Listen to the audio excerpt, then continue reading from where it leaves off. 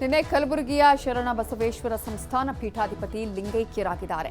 ಶೈಕ್ಷಣಿಕ ಕ್ರಾಂತಿಕಾರ ದಾಸೋಹಿ ಶರಣಬಸಪ್ಪ ಅಪ್ಪ ವಿಧಿವಶಕ್ಕೆ ಭಕ್ತ ಸಮೂಹ ಕಣ್ಣೀರಿಡುತ್ತಿದೆ. ದೇವಸ್ಥಾನದ ಮುಂಭಾಗದಲ್ಲಿಯೇ ಅಂತಿಮ ದರ್ಶನಕ್ಕೆ ವ್ಯವಸ್ಥೆ ಮಾಡಲಾಗುತ್ತಿದೆ.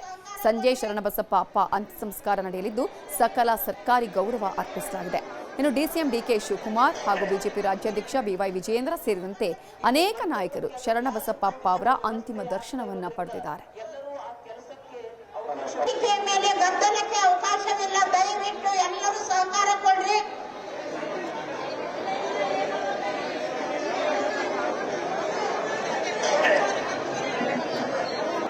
ಇಲ್ಲಿ ಮಂಟಪಕ್ಕೆ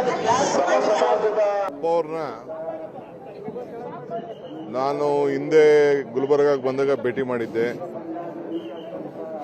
ಮಲ್ಲಿಕಾರ್ಜುನ್ ಖರ್ಗೆ ಅವರು ನನಗೆ ಫೋನ್ ಮಾಡಿ ಈ ರೀತಿ ಆಗಿದೆ ಅಂತ ತಿಳಿಸಿದ್ರು. ನಾನು ಬರೋಕ್ಕಾಗ್ತಾ ಇಲ್ಲ ಅಂತೇಳಿ ಡಿಸ್ಟ್ರಿಕ್ಟ್ ಮಿನಿಸ್ಟರ್ ಕೂಡ ಚೀಫ್ ಮಿನಿಸ್ಟರ್ ನಮ್ಮ ಹತ್ರ ಎಲ್ಲ ಮಾತಾಡಿದ್ರು.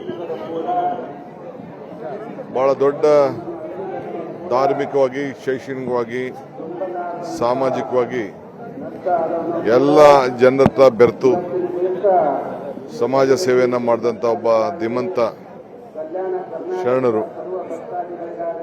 ಅವ್ರಿಗೆ ಇಡೀ ಸರ್ಕಾರ ಅವರ ಜೊತೆ ಮತ್ತು ಅವರ ಕುಟುಂಬ ಜೊತೆ ಮತ್ತು ಅವರೆಲ್ಲ ಭಕ್ತಾದಿಗಳ ಜೊತೆಯಲ್ಲಿ ನಾವಿದ್ದೇವೆ.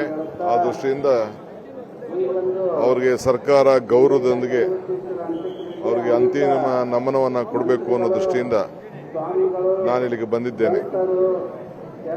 ರಾಷ್ಟ್ರಧ್ವಜ ಅಪ್ಪರ ಒಂದು ನೇತೃತ್ವದಲ್ಲಿ ವಿಶೇಷವಾಗಿ ಕಲ್ಯಾಣ ಕರ್ನಾಟಕದಲ್ಲಿ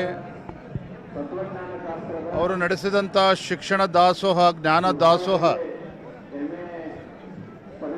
ಈ ಭಾಗದಲ್ಲಿ ಒಂದು ಸಮಾಜದ ನಿರ್ಮಾಣಕ್ಕೆ ಅವರದೇ ಆದಂಥ ಒಂದು ಅಪಾರವಾಗಿರ್ತಕ್ಕಂಥ ಕೊಡುಗೆಯನ್ನು ಕೂಡ ನೀಡಿದ್ದಾರೆ.